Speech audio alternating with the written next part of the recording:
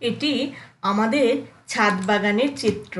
আসলেই প্রাণ প্রকৃতি প্রতিবেশীর সঙ্গে মানুষের মনের একটা অদ্ভুত সম্পর্ক রয়েছে, যে কারণে মন একটু বিষণ্ণ হলেই প্রকৃতির সঙ্গে, প্রকৃতির কূলে সম্পর্ক তৈরি করার যে অদ্ভুত ক্ষমতা, সেটি অর্জন করে নেওয়াই মানুষের উচিত। আমি সময় পেলেই, সুযোগ পেলেই প্রকৃতির কাছে চলে যাই, প্রকৃতির সঙ্গে অদ্ভুত সম্পর্ক তৈরি করি।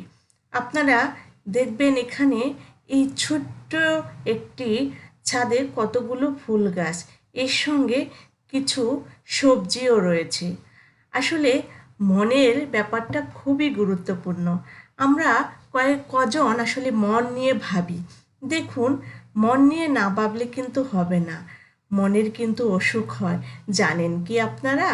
আমরা সবাই শরীরের নানান রোগ ব্যাধি নিয়ে ব্যস্ত থাকি, কিন্তু মনের যে অসুখ হতে পারে, মনের যে যত্ন দরকার, পরিচর্যা দরকার, সেটা কিন্তু আমরা একদমই ভাবি না। মানে সেই বিষয়টিতে আমরা একদমই জোর দিই না। তাহলে আমরা চলুন না একটু মনের পরিচর্যা করি। আচ্ছা, ধরুন সারাদিন রাত দিন 24 ঘন্টা আপনার শরীরে ব্যথা হলে আপনি একটু নাপা খাচ্ছেন কিংবা একটু রেস্ট নিচ্ছেন, কিন্তু মনের ব্যথা হলে কি করছেন? মনের ব্যথা হলে সেটি কি বুঝতে পারছেন? অন্য কারোর সাথে, বন্ধুদের সঙ্গে কিংবা পরিবারের কারোর সঙ্গে আলাপ করছেন? করছেন না।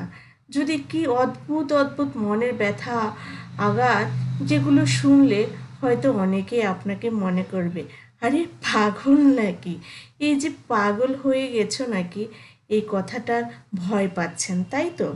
অনেকে এই কথাটা ভয় পেয়ে মনের অসুখের কথা কাউকে বলে না, কিন্তু আমি বলছি, চলুন না আমরা মনের অসুখের কথা বলি, মনের ব্যথা সারাই। আমরা খুব কষ্ট পেলে কান্না করি, কান্নার মাতম তুলি। আসলে কিছুদিন আগে সোশ্যাল মিডিয়ায় দেখেছিলাম, তারা কান্নার আয়োজন করতে চায়, গণকান্নার। সবাই সেখানে কাঁদবে, কেউ আনন্দে কাঁদবে, কেউ বা দুঃখে কাঁদবে, কেউ বা হারানোর ব্যথায় কাঁদবে। আসলে সেরকম একটা আয়োজন এই সমাজে হলে সমাজের মানুষ কি বিষয়টিকে পাগল হিসেবে দেখবে? আরে এরা কি পাগল হয়ে গেছে? না, এরকম দেখার কোনো অবকাশ নেই। আমি কিন্তু বলি, বন্ধুদেরকে বলি, ধরেন কেউ পিতাকে হারালো, মাতা হারালো, তখন অনেকেই সান্ত্বনা বাণী দেন, আর এটা হওয়ারই ছিল, এটাই নিয়ম, কান্না করো না। কিন্তু আমি যদি বলি কান্না করুন, একেবারে মন খুলে প্রাণ খুলে আপনি কাঁদুন, আপনার যে প্রিয়জন জীবিত আছেন তাকে জড়িয়ে ধরুন, তাকে বলুন আপনার মনের দুঃখগুলো, তাহলে তো আপনার অনেক হালকা লাগবে, তাই না? এই জন্যই প্রকৃতির সঙ্গে মানুষের এক অদ্ভুত সম্পর্ক। আপনি জানেন, গাছ কিন্তু আপনার স্পর্শ খোঁজে, গাছ কিন্তু আপনার অনুভূতি বোঝে। আমি প্রায় সময়ই বেলকনিতে গিয়ে ওদেরকে ছুঁয়ে দিই, প্রায় সময়ই নীরবে ওদের সঙ্গে কথা বলি। জানেন, আমার ছোট্ট বেলকনিতে অনেক মরিচ ধরেছিল, সে নিয়ে আমি একটা গল্পও লিখে ফেলেছিলাম।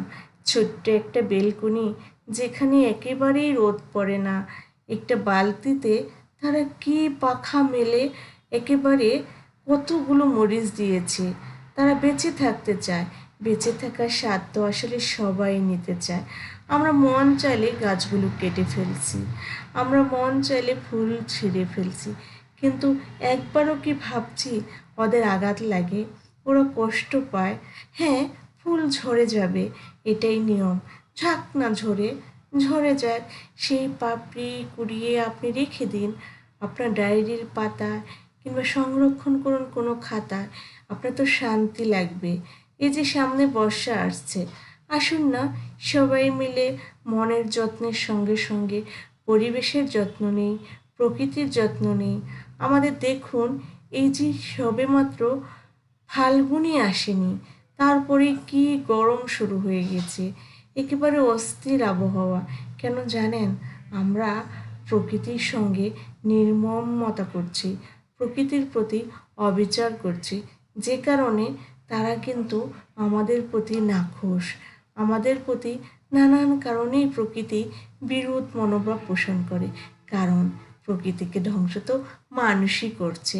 যে মানুষ মনের আবেগ বোঝে না, মনের খোঁজ নেয় না, সে মানুষ আবার প্রকৃতির খোঁজ নেবে? এই তো বিষয়টি। আসলেই যে বিষয়টি সবচেয়ে গুরুত্বপূর্ণ সেটি হলো, এদেশে সাইকোলজি নিয়ে কোনো ধরনের কথা হয় না। যারা মনস্তাত্ত্বিক ব্যাখ্যা করেন এবং যারা মনোবিদ, মনোচিকিৎসকবিদ, তারা এই বিষয়টিকে এত হাই প্রোফাইল করে ফেলছে। একজন মানুষ যদি মনে করে তার মনের ডাক্তার দেখাতে হবে, সে কিন্তু আর্থিক কারণেও যেতে পারে না, কারণ সবচেয়ে ব্যয়বহুল হলো এই মনোচিকিৎসা। কিন্তু আমাদের সমাজের মানুষ, আমরা যারা বন্ধুদের মধ্যে থাকি, তারা তো চেষ্টা করতে পারি মনের চিকিৎসা করাতে, তাই না? মনের সাথে সম্মিলন ঘটাতে।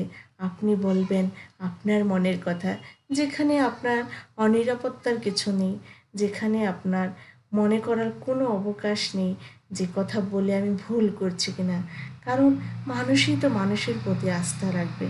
চলেন না সকলে মিলে হাতে হাত রেখে মনের রোগ সারাই। আসুন না একটা ডাক দেই, মনের অসুখ সারানোর ডাক। কেউ সামিল হবেন আমার এই উন্মুক্ত আহ্বানে? সবাইকে মনের অসুখ সারানোর আহ্বান রেখে আজকে এটুকুই রাখছি।